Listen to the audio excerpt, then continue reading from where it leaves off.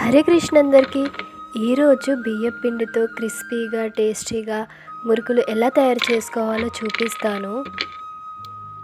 ముందుగా బియ్యం పిండిని తీసుకొని జల్లెడ పట్టుకోవాలి. నువ్వులు మంచిగా వాష్ చేసుకొని బియ్యం పిండిలో వేసుకోవాలి.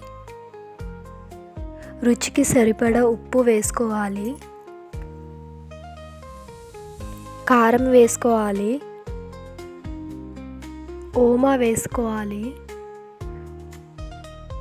ఆ తర్వాత ఉప్పు, కారం, నువ్వులు, ఓమా పిండిలో మంచిగా కలిసిపోయేలా వాటర్ వేయకముందు మంచిగా కలుపుకోవాలి. ఆ తర్వాత కొన్ని వాటర్ వేసుకుంటూ కలుపుకోవాలి. లాస్ట్కి ఇలా ముద్దలాగా చేసి పెట్టుకోవాలి. మేము ఇక్కడ కట్టెల పొయ్యి వాడుతున్నాం. పెట్టుకోవాలి. అందులో ఆయిల్ వేసేసి ఆయిల్ బాగా హీట్ అయ్యే వరకు పెట్టుకోవాలి. ఆయిల్ హీట్ అయ్యేలోపు మనం ముందుగానే కలిపి పెట్టుకున్న పిండిని తీసుకొని ఇలా ముద్దలా చేసుకోవాలి.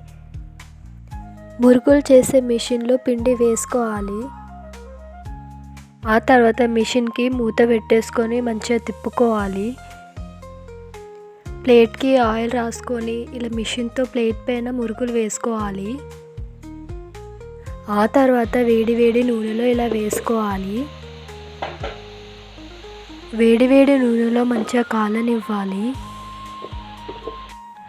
మురుకులు మంచిగా కాలిన తర్వాత జాలితో తీసుకోవాలి. మురుకులు అయితే చాలా క్రిస్పీగా ఉన్నాయి.